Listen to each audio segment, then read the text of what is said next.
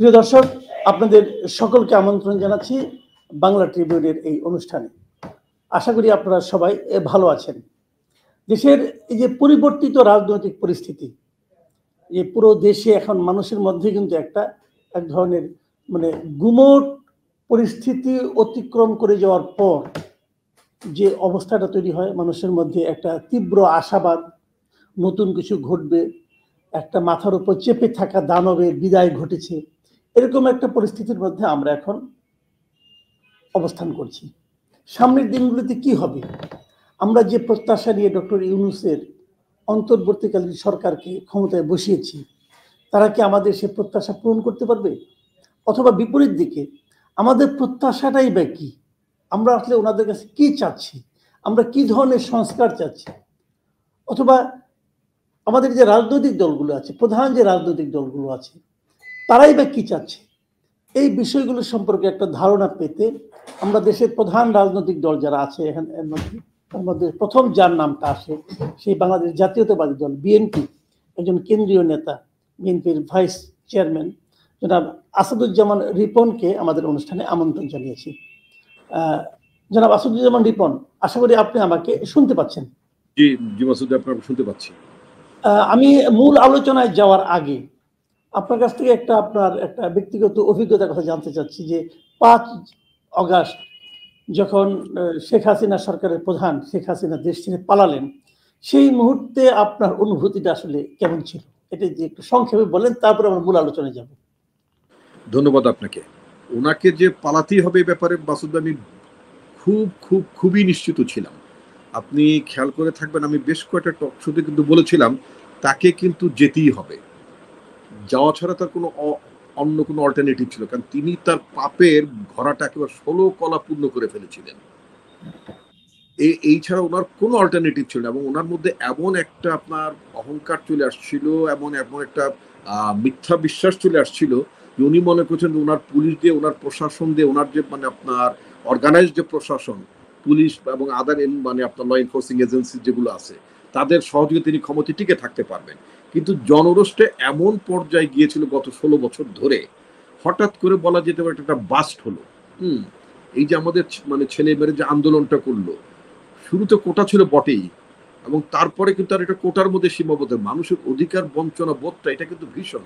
আপনি পেটে ভাত দিলেও শুধু কিন্তু আপনি অন্য অধিকার, বাক স্বাধীনতা, ভোটের স্বাধীনতা, আপনার নিজের প্রতিনিধি বেছে নেওয়ার যে আপনার অধিকার, এই জিনিসগুলো যদি না থাকে, তারা যদি নিজেদের পছন্দ মতো জনপ্রতিনিধি বাছাই করতে না পারেন, এবং তারা যদি তার জনগণের কাছে জবাবদিহি না থাকে, অর্থাৎ দেশের মালিক যখন জনগণ না হয়ে দেশের মালিককে যখন চাকরে পরিণত করে দেওয়া হয়, তখন সেই সরকার কোনোভাবেই ক্ষমতায় থাকতে পারে না। অনেকদিন তো ছিল বলা যেতে পারে।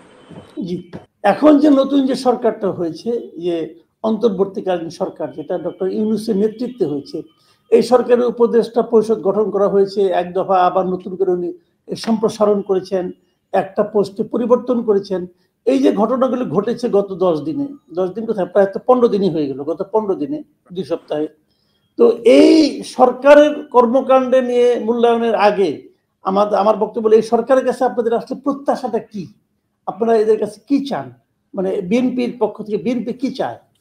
ধন্যবাদ আপনাকে। আসলে আপনি সরকারের এক্সপেনশন বলেন বা পরিবর্তন বলেন ইত্যাদি, এগুলো আমি রুটিন ওয়ার্ক মনে করি। তবে আমার কাছে যেটা মনে হয়েছে যে খুব হোমওয়ার্ক বোধে ছিল না যারা ক্ষমতা, অর্থাৎ আপনার অন্তর্বর্তীকালীন সরকারে যিনি নেতৃত্ব দিয়েছেন, আমার মনে হয় না খুব একটা হোমওয়ার্ক ছিল। হোমওয়ার্ক থাকলে তাহলে জিনিসটা হয়তো আরো সুন্দর হতে পারতো, বা এক সপ্তাহের মধ্যে হয়তো অনেক রদ বদল করার প্রয়োজন হতো না হয়তো। তবে আমি ব্যক্তিগতভাবে মনে করি যে আপনার এতগুলো মন্ত্রণালয়, আপনার 10 জন 12 জন 15 জন যে আসলে সম্ভব না। এটা যদি আপনি, এবং তারা বলছেন তারা অনেক সংস্কারের কাজ করবেন, সংস্কারের এজেন্ডা তাদের আছে। একদিক দিয়ে সংস্কারের এজেন্ডা যদি আপনার এগিয়ে নিতে হয়, অন্যদিক থেকে আপনার রুটিন ওয়ার্ক, যেটা প্রশাসনের যে রুটিন ওয়ার্ক, মন্ত্রণালয় চালানো, অর্থাৎ দেশটা যে আপনার একেবারেই যে খাদে পড়েছিল সেখান থেকে যদি আপনাকে তুলে আনতে হয়, তাহলে ঠিক আমি মনে করি ইভেন এখন কতজন, 17 জন বা 18 জন বোধহয় আছে, বা 20 জন, আমার মনে হয় এটাকে আরো এক্সপেনশন মোর দেন 30 নিয়ে যাওয়া উচিত, কমপক্ষে অ্যাটলিস্ট 30 জনের মধ্যে উন্নীত করা উচিত হবে। তাহলে আপনার এরা যে সংস্কার কথা বলছেন, সেই সংস্কার এজেন্ডাটা এখানে তারা কনসেন্ট্রেট করতে পারবেন, ওই আইডিয়ার দিকে কনসেন্ট্রেট করতে পারবেন। এবং এটা তো ঠিক গত 16 বছর এত জঞ্জাল হয়েছিল, এই জঞ্জাল ক্লিন করার জন্য, ওয়াইপ আউট করার জন্য, এটা ক্লিনজিং মিশন তো লাগবে, সেখানে তো আপনাকে সময় তো মানে সরকারকে দিতেই হবে, এতে কোনো জি সন্দেহ নেই। আপনার জি পুরো প্রশ্ন একেবারেই পলিটিসাইজ, দলবাজ জি দলদাস, আপনার মানে পুলিশের মধ্যে দলদাস, এদের বডি ল্যাঙ্গুয়েজ যদি দেখেন, ইভেন অন্যান্য বাহিনীগুলোকে তারা কি করেছে, ইভেন সেনাবাহিনীর ভেতরও আয়নাগর ঠায়নাগর নানান কিছু বানিয়ে ঠানি ওই জায়গাটাও তো তার মানে তার একটা মানে প্রায় মানে কোনো সেগমেন্টে মানে ভিন্নভাবে হলে একটা কোনো সেগমেন্টে লাঠিয়াল বানানোর একটা বড় ধরনের মানে ব্যবস্থা তাদের ছিল। সুতরাং এই সমস্তগুলোকে যদি আপনি একটা স্বাভাবিক অর্ডারে যদি আনতে চান, আপনি যে কথাটা বলছেন লক্ষ্যটা কি, লক্ষ্যটা হচ্ছে বাংলাদেশ রাষ্ট্রের যে আপনার গণতন্ত্রায়ন, democratization of the whole of the state process, whole state affairs, তাই না, অর্থাৎ জনগণের এম্পাওয়ারমেন্ট যেটা, তাই না, রাষ্ট্রে জনগণের ক্ষমতা এটাকে যদি আপনার বৃদ্ধি করতে, সেটি হচ্ছে আপনার মূলত গণতন্ত্রায়ন। তো গণতন্ত্রায়নের মধ্য দিয়ে আপনি রাষ্ট্রে জনগণকে ক্ষমতায়ন করতে পারেন, অর্থাৎ জনগণের সমস্ত ক্ষেত্রে সে থাকবে, তিনি তার প্রতিনিধি বাছাই করতে পারবেন, প্রতিনিধিকে তিনি রিকল করতে পারবেন, আইন প্রণয়নের মধ্যে কাইন্ড অফ তার মানে অংশগ্রহণ থাকতে পারে। জনগণ ৩০০ লোকের বেশি তো পার্লামেন্টে মানে সাধারণ জনগণের এমপি হওয়ার সুযোগ থাকে না সাধারণত, মানে নির্দিষ্ট সংখ্যকের বাইরে, কিন্তু সেখানেও জনগণ একটা আপনার মানে ল ড্রাফটিং প্রসেসে তারা মানে মানে আপনার জনগণ বিল উত্থাপনে, মার্কিন যুক্তরাষ্ট্রে আছে যে একটা নির্দিষ্ট সংখ্যক ভোটাররা, সিটিজেনরা, তারা যদি পিটিশন করে, তাহলে সেখানে আপনার কংগ্রেসম্যানরা সেই পিটিশনটাকে আমলে নেন, আলোচনা করেন, প্রয়োজন যদি বিল হিসেবে সেটা পরিণত হয়ে যায়। সুতরাং সমস্ত ক্ষেত্রে একটা অ্যাকাউন্টেবিলিটি, একটা ট্রান্সপারেন্সি, এবং যেটা প্রথমে বললাম যে জনগণের ক্ষমতা, সেই জায়গাটা নিশ্চিত করার কথা আমরা ভাবছি, এবং এটা আমাদের দলেরও প্রতিশ্রুতি এরকমই ছিল। আচ্ছা, আরেকটা কথা, এই যে কথাটা আপনি বললেন যে একটা অপশাসন দীর্ঘ 15 বছর আমাদের উপর চেপেছিল, এই 15 বছরে তো রাষ্ট্রের বিভিন্ন সেক্টরে তাদের কিন্তু নিজস্ব লোক তারা বসিয়েছে, এবং এই লোকগুলো তো এখনো রয়ে গেছে। তো আপনি যখন সংস্কার করতে চাইবেন, সেই সংস্কার যদি মানে আমূল সংস্কারের কথা বলা হয়, অথবা তারা যা করে গেছে যদি সেটাকে পাল্টানোর কথা হয়, তাহলে আপনার কি মনে হয় না যে রাষ্ট্রের বিভিন্ন সেক্টরে থাকা তাদের সেই সরকারের সুবিধাভোগী লোকেরা এটার ক্ষেত্রে এক ধরনের প্রতিবন্ধকতা তৈরির চেষ্টা করতে পারে? না, সেটা আপনি জানেন যে কোনো, এটা এক কাইন্ড অফ বিপ্লব আপনার, এটা তো এই সরকারও জনগণের অভিপ্রায়েরই ফসল। ৭২ সালে যেমন যে সরকারটি মুক্তিযুদ্ধের পরে আসলো, তারাও জনগণের অভিপ্রায় আছে, সেই সরকারটিও কিন্তু জনগণের অভিপ্রায়ের সরকার, আমি নিঃসন্দেহে আমি এটা বলতে চাই, স্বীকার করি আমরা। তো সুতরাং আপনার রাষ্ট্রের বিভিন্ন রন্ধ্রে রন্ধ্রে কিন্তু আপনার আওয়ামী লীগের যে বেনিফিশিয়ারিজ, মানে আমি বলছি মানে নেতিবাচক অর্থে বেনিফিশিয়ারিজ, যারা যারা এই যে আওয়ামী লীগের শেখ হাসিনার দুঃশাসনকে প্রলম্বিত করার জন্য তারা যে সহযোগিতাগুলো করেছেন, তাদেরকে তো বিচারের আওতায় আনতে হবে। আপনি জানেন যে আপনার এমনকি আমাদের মিডিয়ার লোকের, আমরা এখানে আমাদের মিডিয়া, যেটা আমাদের দেশে বহুবার আপনার সাথে কথা হয়েছে, আমি কিন্তু কখনই আমাদের মানে চলমান বা আমাদের এক্সিস্টিং যে মিডিয়াটা আছে, এটাকে আমি কখনই গণমাধ্যম বলতাম না, মানে সবাইকে আমি মাধ্যম বলতে আমি মানে মানতে নারাজ ছিলাম। কারণ আপনি কি দেখেছেন যে এই যে মানে ফল আউট হলো শেখ হাসিনা, সেখানে আপনি ইলেকট্রনিক মিডিয়ার রোলগুলো দেখেন, তারা মানে অনেক সময় নিউজ সাপ্রেস করেছে, নিউজগুলো দেয়নি, তাই না? তারপরে আপনার ইভেন প্রিন্ট মিডিয়া কেউ কেউ করেছে, অনেকগুলি আপনার তারা জনগণকে তথ্য দিতে পারেনি। কিন্তু জনগণের আকাঙ্ক্ষার সাথে যারা তাল মিলিয়ে চলতে না পারে, জনগণের আকাঙ্ক্ষাকে যারা ক্যারি না করতে পারে, তাহলে গণমাধ্যম হবে কি করে? তো কারণ এটা গণমাধ্যম না হওয়ার কতগুলো কারণ ছিল, যেই মালিক শ্রেণী আপনার বাংলাদেশের মানে আপনার মিডিয়াকে মানে নিয়ন্ত্রণ করেন বা যারা মালিকানায় আছেন, তো সেই মালিকগুলো তো আসলে আপনার মানে প্রো পিপুল না, এরা হচ্ছে সরকারের কাছ মানে সরকার যে লুটের অর্থনীতির মানে আপনার মানে অংশীদার, সোজা কথা। মানে এই সরকারের যে আপনার লুটেরা যে একটা অর্থনৈতিক ব্যবস্থা ছিল, সেই ব্যবস্থার অংশীদার মানে অনেক অনেক মালিকই। তো সুতরাং এই সমস্ত জায়গাগুলোতে যদি আপনার পেনিট্রেট করতে হয়, আপনি দেখেন হিটলারের কিছু সহযোগী ছিল, হিটলার যখন আপনার এই যে তার ফ্যাসিবাদ প্রতিষ্ঠা করলেন, নিয়ন্ত্রণ করছিলেন, তখন এক শ্রেণীর কিন্তু ওই আমলেও কিন্তু এক শ্রেণীর মিডিয়া লোকেরা মানে হিটলারকে মানে সহযোগিতা করে যাচ্ছিল, এবং হিটলারই সবচেয়ে মানে গ্রেট লিডার, মহান হিটলার, এটা তারা বলছেন। তারাও কিন্তু পরবর্তীতে আপনার নুরেমবার্গ ট্রায়ালে কিন্তু আপনার ওই হিটলারের অ্যাসোসিয়েটস মিডিয়া লোকেরা, তারাও কিন্তু আপনার মানে শাস্তির মুখে পড়েছিলেন। এমনকি রুয়ান্ডার যদি আপনি দেখেন, রুয়ান্ডার ক্ষেত্রে ওখানে যে গণহত্যা হয়েছিল, সেখানেও কিন্তু তাই। শুধু বাংলাদেশে যে অপশাসন, শুধুই কিন্তু একটা একটা আওয়ামী লীগ শুধু মানে এই অপশাসনটার জন্য দায়ী না, এটাকে সহযোগিতা করেছে আপনার একটা নেক্সাস বলবো, এটাকে সহযোগিতা করছে এক শ্রেণীর মিডিয়া, এক শ্রেণীর কথিত মানে ব্যবসায়ী মিডিয়ার মালিক, নানাভাবেই যে একটা নেক্সাস চক্র, একটা চক্র গড়ে উঠেছিল আর কি, সোজা কথা। আপনি দেখবেন যে ব্যবসায়ীদের মধ্যে একটা গ্রুপ বলেছিল যে আমৃত্যু আপনার পাশে থাকতেছে, ব্যবসায়ীদের মধ্যে একটা ব্যবসায়ী গ্রুপ বা ব্যক্তিবর্গ, তাদের কেন একটা রাজনৈতিক দলের প্রধানমন্ত্রীকে আমৃত্যু থাকতে হবে? তারা নিজেরা শেখ হাসিনার সাথে কোথায় চলে যাবেন, কবরে যাবেন না নির্বাচনে যাবেন, দ্যাট ইজ দেয়ার চয়েস। কিন্তু তারা তো আসলে ব্যবসাটাও করতে চাননি, তারা দেশটাকে লুট করতে চান, আসলে তো লুট করেছেন। আপনি দেখবেন যে আপনার একদিনে ওয়েস্টিন হোটেলে বসে সাতটা ব্যাংকের মালিকদেরকে ডেকে ব্যাংকের মালিকানা ফর্মের পেছনে, আমি তো আসলে ব্যবসা বুঝি না, আমার এই জন্য ওই মালিকানা ফর্ম বোধহয় থাকে একটা কিছু, ওদের উল্টো পাশে আবার সারেন্ডার করে দিয়ে আসতেছে। পৃথিবীর কোনো দেশে আছে নাকি একটা গ্রুপ, এসালম গ্রুপ, একটা গ্রুপ সাতটা ব্যাংকের মালিক, মানে অর্থনীতিটাকে একটা গ্রুপ জিম্মি করে ফেলেছিল। এবং এই ব্যক্তির দেশে একাধিক আপনার পাসপোর্ট আছে, সরকার জানে, কিন্তু আপনি কি দেখেছেন যে মানে দুদক তার বিরুদ্ধে ব্যবস্থা নিয়েছিল? আপনি কি দেখেছেন মানে আদালত ব্যবস্থা? বরং আদালত এই যে এনআইতুর রহিম যে আপনার মানে জনরোষে পদত্যাগ করলো যে অ্যাপিলেট ডিভিশনে, সে উল্টো বলেছে যে এটা নিয়ে কথা বলা যাবে না। চিন্তা করেন, মানে ইভেন বিচার বিভাগ পর্যন্ত অপশাসন, দুঃশাসন, আপনার যে দুর্নীতির যে নেক্সাস, এবং এটাকে মানে আপনার পৃষ্ঠপোষকতা করার জন্য আপনার বিচার বিভাগের কেউ আপনার সেখানে অংশীজন হয়ে গেছিল। তো এত বড় অত্যাচার একটা রাষ্ট্র আর কতদিন বহন করতে পারে?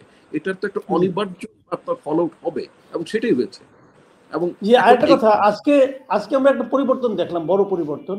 সেটা হলো সারা দেশের যত আপনার সিটি কর্পোরেশন আছে অথবা মানে আপনার পৌরসভা আছে, তাদের মেয়রদের এবং সেই সঙ্গে উপজেলা চেয়ারম্যানদের, এদের সবাই কিন্তু বাতিল করা হয়েছে, এদের পদগুলোকে, এদের নিয়োগগুলোকে। তো এখন এই যে বলা যায় যে এই সবগুলি জায়গায় তো বিগত সরকারের যারা বেনিফিশিয়ারি তারাই ছিল বসে, তাদেরকে নানাভাবে বসানো হয়েছিল। তো সেই বিবেচনায় কিন্তু এটাকে আমি একটা বড় পদক্ষেপ বলছি। কিন্তু পাশাপাশি আরেকটা কথা, যে আপনি এই স্বৈরাচারী সরকারের আমলে তারপরেও তো তাদের একটা জনপ্রতিনিধি হিসেবে তাদের গায়ে একটা তকমা লাগানো ছিল, তো তাদেরকে আপনি বাদ দিলেন। তাহলে সেই স্বৈরাচারী সরকারের আমলাতন্ত্র দিয়ে একটা বিপ্লবী সরকার কি চলতে পারে কিনা? আমলাতন্ত্রে কি সে ধরনের পরিবর্তন আনা দরকার বলে আপনি মনে করেন? না, আমি যেটা মনে করি, দেখেন একটা নির্বাচনী খোলস তো তার একটা, যেটা বলে যে এক ধরনের আপনার জনপ্রতিনিধি, মানে কথিত এক ধরনের জনপ্রতিনিধি ছিল, সেটা তো নট থ্রু ফেয়ার ইলেকশন। আপনার মানে বলা যেতে পারে ইন দ্য নেম অফ নির্বাচন নামে কতগুলো এক্সারসাইজ করে টাকা পয়সা নষ্ট করে ওদেরকে বলা হলো যে তোমরা নির্বাচিত। এবং এই যে নির্বাচনী আপনার মানে নির্বাচিত একটা তকমা লাগিয়ে তারা মানে মেয়র, চেয়ারম্যান নানান জায়গায় তারা বসেছিলেন। এটাকে মানে এদেরকে রিমুভ করে দেওয়াটা আমি ভেরি মাচ জাস্টিফাইড মনে করি। মানে একদিকে কারণ হচ্ছে ওরা প্রকৃতপক্ষে জনপ্রতিনিধি ছিল না, এবং এরা যদি বহাল থাকতো তাহলে নির্বাচিত হওয়ার যে আপনার যে এসেন্সটা, এটার যে নির্যাসটা, এটা কিন্তু মানে রং মেসেজ যেত, যেইভাবে ধানাই পানাই করে জেতাটাকে এক ধরনের নির্বাচিত বলা যায়। সুতরাং আপনার স্থানীয় সরকারে আপনার এদেরকে আপনার রিমুভ করে দেওয়াটা খুবই জাস্টিফাইড ছিল, কারণ নির্বাচনগুলো তো একতরফা হয়েছিল, এখানে জনগণের অংশগ্রহণ ছিল না। তো সুতরাং তাদেরকে কোনোভাবেই হ্যাঁ বলা যেতে পারে, আপনি বলতে পারেন যে তারা আওয়ামী লীগের ডেলিগেট হিসেবে বা মানে আওয়ামী লীগ নেতৃত্বের পছন্দের ব্যক্তি হিসেবে তাদেরকে নির্বাচিত করা হয়েছিল, আওয়ামী লীগ কর্তৃক নির্বাচিত। যেমন আপনার কমিউনিস্ট কান্ট্রিগুলোতে, আপনার উত্তর কোরিয়াতে বলেন, আপনার মানে চীনে বলেন, বা এই জাতীয় দেশগুলোতে তারা কি করে, তাদের দলের মধ্যে কিন্তু এই কাইন্ড অফ একটা ইলেকশন হয়, সেখানে একজন ক্ষমতায় আসেন, বসেন, ইত্যাদি নানানভাবে বসেন। এখানেও তাই, এখানে আওয়ামী লীগের মধ্যেই সেটা 5%, 10% যাই কিছু হয়েছে, সেটা আওয়ামী লীগের মধ্যে একটা ইলেকশন, এবং তাদের লোকেরাই আপনার চেয়ারম্যান, মেয়র ইত্যাদি বসেছে। সুতরাং এই যে কথিত নির্বাচিত নামাবলিটা ওদের মানে থেকে বা ওদের ওদের ওদের পরিচয় থেকে ছুড়ে ফেলা দেওয়াটা খুবই জাস্টিফাইড। এখন দ্বিতীয় প্রশ্ন আপনি যেটা করেছেন, খুবই ভ্যালিড কোশ্চেন আপনি করেছেন, যে এই জায়গাতে যারা দায়িত্বপ্রাপ্ত হবেন, অর্থাৎ আমরা যেটা জানি যে নির্বাচিত লোকগুলো যখন অপসারিত হন, সেক্ষেত্রে আমরা দেখি যে প্রশাসক বসানো হয়। প্রশাসক কারা হন? ইউজুয়ালি প্রশাসক হন সাধারণত আপনার মানে আপনার প্রশাসনের লোকেরাই। এখন এটা সত্য যে গত 16 বছরে আওয়ামী লীগের যে বেনিফিশিয়ারি, তাদের মধ্যে কেউ যদি আপনার ঢাকা সিটি কর্পোরেশন সাউথ বলেন, নর্থ বলেন, বা নানা জায়গায় তারাই যদি প্রশাসক হিসেবে বসেন, তা আলটিমেটলি গাছেরটাও খাওয়ার সুযোগ পেলেন, তলারটাও খাওয়ার সুযোগ পেলেন। তো এটা একটা বিকল্প জিনিস ভাবতে হবে, যে আমরা ডেপুটি সেক্রেটারি বা জয়েন্ট সেক্রেটারি বা থানা লেভেলে আমরা যিনি ইউএনও আছে তাদেরকে দিয়ে আমরা এই মানে স্থানীয় সরকার প্রতিষ্ঠানগুলো চালাবো, নাকি আমরা বিকল্প কিছু ভাববো? যেহেতু প্রশাসক নিয়োগ করার ব্যাপার, government can appoint anyone, but সেই ক্ষেত্রে একটি কথা থাকবে, যেহেতু বর্তমান সরকারটিকে উই কনসিডার অ্যাজ এ নির্দলীয় সরকার, মানে নন পার্টিজান গভর্নমেন্ট আমরা এই সরকারকে মনে করি, তাহলে যদি স্থানীয় সরকারে যারা থাকবেন, যদি দেশের প্রত্যন্ত অঞ্চলে সব জায়গায় যদি কোনো বিশিষ্ট নাগরিক যদি আপনার এই দায়িত্বটা নেন, কন্ডিশন এখানে একটা কন্ডিশন আছে। মনে করেন থানা লেভেলে you can find someone to become আপনার অ্যাডমিনিস্ট্রেটর, তাদেরকে আপনি উপজেলা পরিষদে অ্যাডমিনিস্ট্রেটর বানিয়ে দিতে পারবেন। ওখানে যদি কোনো লোকাল মানে পৌরসভা থেকে সেগুলো অ্যাডমিনিস্ট্রেটর বানিয়ে দিতে পারবেন। এখন যে যাদেরকে বানিয়ে দেবেন, একটা হচ্ছে অপশন হচ্ছে প্রশাসনের লোককে আপনি প্রশাসক বানাতে পারেন। আমি ব্যক্তিগতভাবে মনে করি যে এই গভর্নমেন্টের মানে যারা মানে সোজা কথা মানে আপনার বেনিফিশিয়ারি, সোজা কথা, এই গভর্নমেন্টকে যারা মানে ফুলে ফেপে তরতাজা করেছে, তাদেরকে মানে তেল জুগিয়েছে, মাখন জুগিয়েছে, সোজা কথা, এবং নিজেরাও ঘি মাখন খেয়ে মানে তরতাজা হয়েছে। বোধ দুই গ্রুপে একজন আরেকজনকে তরতাজা করেছে। এই গ্রুপটা আপনার প্রশাসক, এটা আমি মানে নীতিগতভাবে সাপোর্ট করি না। কিন্তু একটা অপশন আছে, সেটা হচ্ছে নাগরিকদের মধ্যে থেকেও করা যেতে পারে। সেখানে আবার একটা কথা থাকবে, এটা আমার ব্যক্তিগত প্রস্তাব, কারণ এই প্রস্তাবটা আমাদের পার্টির মধ্যে এখনো আলোচিত হয়নি। সেটা হচ্ছে আমরা যখন বিশিষ্ট নাগরিকদের কথা রেকমেন্ড করব, ইন দ্যাট কেস আবার ভবিষ্যতে আমরা এটাও দেখেছি, ওই বিশিষ্ট নাগরিকেরও কিন্তু অনেক সময় এক ধরনের রাজনৈতিক প্রক্রিয়ার মধ্যে জড়িয়ে একটা আগাম ইন্ট্রোডাকশন নিয়ে ফেলেন।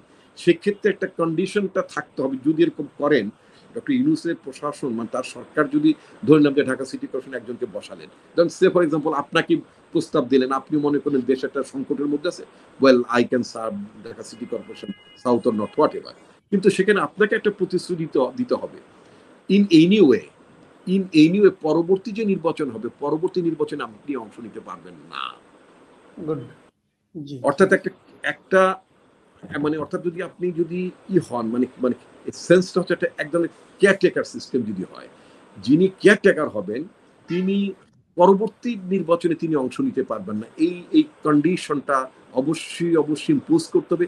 তিনি কোনো মানে পরবর্তী নির্বাচনে, ইমিডিয়েট পরবর্তী নির্বাচনে অংশ নিতে পারবেন না।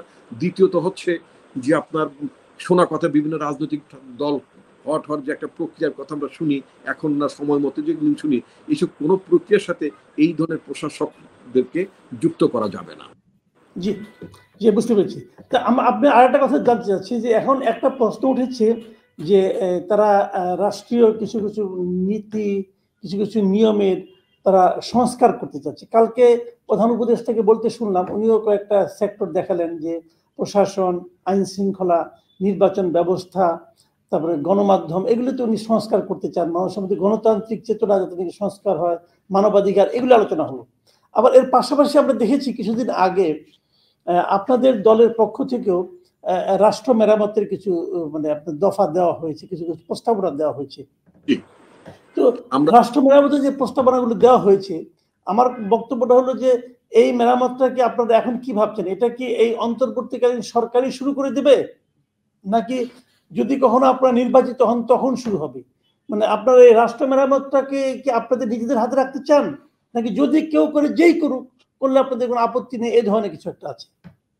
না, প্রাথমিকভাবে কিছু সংস্কার আমি মনে করি বর্তমান সরকারের করা উচিত, কিছু অবশ্যই করা উচিত। কারণ আমি বললাম জনগণের পরিমাণটা এত বেশি, দুর্গন্ধটা এত বেশি, এখানে একটা আপনার নিউট্রাল অবস্থান থেকে বর্তমান সরকার যারা আছেন তাদের কিছু ইনিশিয়েটিভ থাকতে পারে।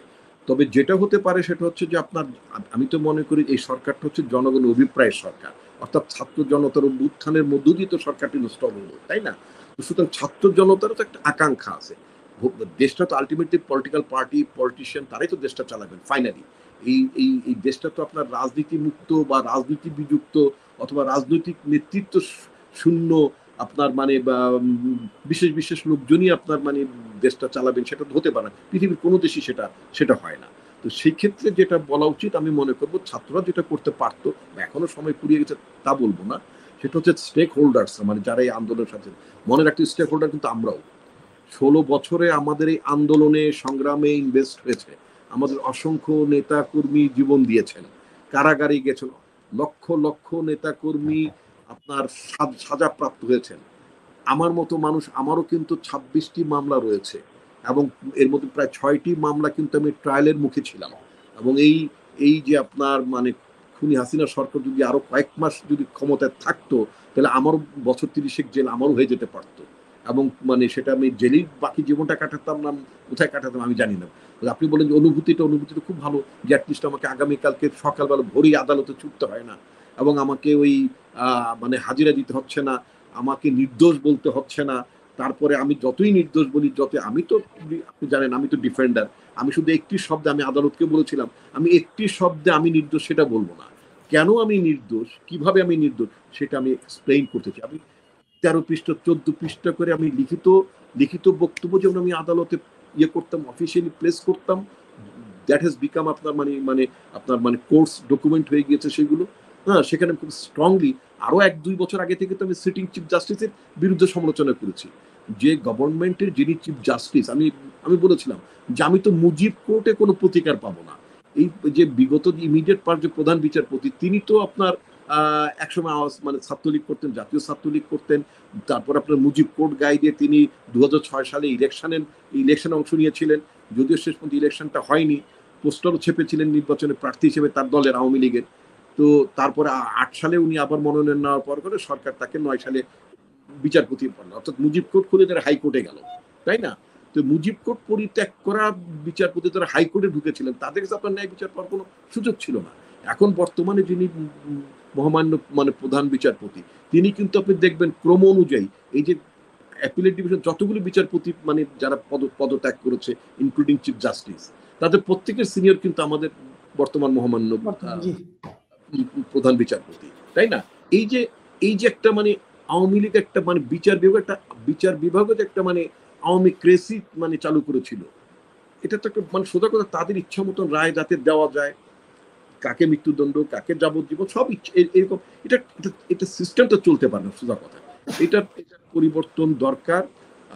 ডক্টর ইউনূসের অ্যাডমিনিস্ট্রেশন তারা মানে এটা ইনিশিয়েট করুক। আর আমরা যেটা বলতে চাই, আমরা তো একটা রাজনৈতিক দল করি, আমাদের আপনি নিজেই বলেছেন আমরা 2 দফায় আমরা কিন্তু আপনার রাষ্ট্র সংস্কার প্রস্তাবলী দিয়েছি, সেটা নির্বাচন থেকে শুরু করে সরকার ব্যবস্থা থেকে শুরু করে সমস্ত ক্ষেত্রে কিন্তু আমরা দিয়েছি। সেক্ষেত্রে যারা স্টেক হোল্ডার্স আছে এই আন্দোলনে, আমরা তো স্টেক হোল্ডার যেটা বলেছি, আমাদের সাথে তারা বলতে পারে যে আমরা এই জিনিসগুলো চাই, পলিটিক্যাল পার্টি হিসেবে আপনারা আমাদের দাবির সাথে একমত কিনা। আমরা আমরা আমরা সম্মতি জানাবো, আমরা বলবো ওয়েল এই দেশটা তো তোমাদের মতো, আমরা আমাদের সন্তানের মতো, তোমাদের যে আকাঙ্ক্ষা, তোমাদের আকাঙ্ক্ষার সাথে তো আমাদের ভিন্ন মত নাই।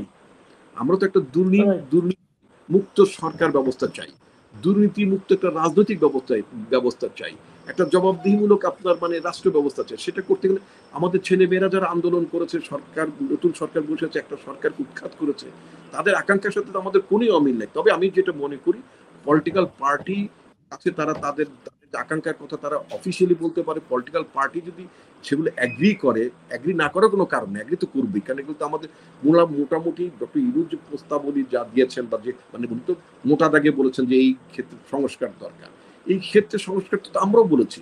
প্রয়োজন বলতে আমরা ন্যাশনালি, আমাদের তো ন্যাশনালি কমিটমেন্ট আছে। আমরা আবারও জানাতে চাই আপনার অনুষ্ঠানের মাধ্যমে, আমরা নির্বাচন নিঃসন্দেহে আমরা এই ক্ষেত্রে মানে সংস্কারগুলো আনবো, একবার লাইন টু লাইন সংস্কার আনবো আমরা। জি, আমি আরেকটা প্রশ্ন করছি আপনাকে, আর মানে আমার প্রশ্ন প্রায় শেষ পর্যায়ে, আপনি যদি সংক্ষেপে উত্তর দেন তাহলে আর 2টো প্রশ্ন করতে চাই। প্রথম প্রশ্নটা হলো, যদি সংক্ষেপে বলেন যে এই যে সংস্কার যেটা করতে চাচ্ছে আমাদের এই অন্তর্বর্তীকালীন সরকার, এর জন্য আপনারা আসলে ওনাদেরকে কতদিন সময় দিতে চান, অথবা যদি উল্টে বলি, কতদিনের মধ্যে করলে আপনারা খুশি হন? এটা যত দ্রুত নির্বাচিত সরকার আসে, যেহেতু এই গভর্নমেন্ট বলেছেন যে কিছু সংস্কার আছে, সংস্কারের পরেই আমরা মানে একটা অর্থবহ নির্বাচন মানে একটা ফেয়ার ইলেকশন আয়োজন করব বলেছেন। তারাও কিন্তু ইনফ্যাক্ট তারা কোনো একটা টাইম লাইন বা একটা আউটলাইন করেননি সময়, যে কতদিনের মধ্যে তাদের সংস্কারটা শেষ হতে পারে এবং কতদিনের মধ্যে তার নির্বাচনের আয়োজন করতে পারেন। তো আমরা ধারণা করব যে তারা মানে সংস্কারের কাজটা দ্রুতই তারা শুরু করবেন। এবং সেক্ষেত্রে তাদের প্রতি আমার পরামর্শ যেটা থাকবে, সেটা যে পলিটিক্যাল স্টেক হোল্ডার যারা আছেন তাদের সাথেও তাদের আলোচনা করা উচিত হবে। কারণ ফাইনালি তারা যে সংস্কারটি করে যান না কেন, সেই সংস্কারটা তো ক্যারি করবেন পরবর্তী নির্বাচিত সরকার, এবং এই সমস্ত কার্যক্রমগুলোকে তো আপনার বৈধতা দিতে হবে থ্রু পার্লামেন্ট। তো সুতরাং তাদের তাদের সবার সাথে, সমস্ত স্টেক হোল্ডার সাথে, শুধু রাজনৈতিক দল কেন, আমি তো মনে করি আপনার সুধী সমাজ, সাংবাদিক সমাজ, সাংবাদিক সমাজ বলতে আমি ওই যে মানে আপনার ওই যে মানে শেখ হাসিনার সাথে পাশে থাকা সাংবাদিক সমাজের কথা বলি না, যারা যারা বিবেককে সামনে রেখে যারা কথা বলেন, যাদের বিবেক কাজ করে, যাদেরকে প্রকৃত পক্ষে মানুষ সাংবাদিক বলেন, যাদেরকে সাংঘাতিক মনে করেন না। তো এই এই ধরনের, অথবা বিশ্ববিদ্যালয়ের মানে আপনার দেখবেন যে এত বড় একটা ক্রাইসিস, কত লজ্জার বিষয়, ঢাকা বিশ্ববিদ্যালয়ের ছাত্র আমরাও ছিলাম, এই বিশ্ববিদ্যালয়ের টিচারে কিন্তু ছাত্রদের অধিকাংশ যারা মানে প্রশাসনে যারা ছিলেন, ভিসি ছিলেন, প্রভিসি ছিলেন, তারা কিন্তু ছাত্রদের জীবন রক্ষার জন্য তারা পাশে এসে দাঁড়াতে পারেন। অতএব এই জাতীয় তথাকথিত পাশে থাকা শিক্ষক সমাজ না, এদের সাথে আলোচনা করার দরকার নাই। যে সেই শিক্ষকদের সাথে আলাপ করা দরকার যারা ছাত্রদের পাশে দাঁড়িয়েছিল, তাদের ছাত্রদের জীবন রক্ষার জন্য তারা এগিয়ে গেছে, সামনে শিল্ড তৈরি করেছে।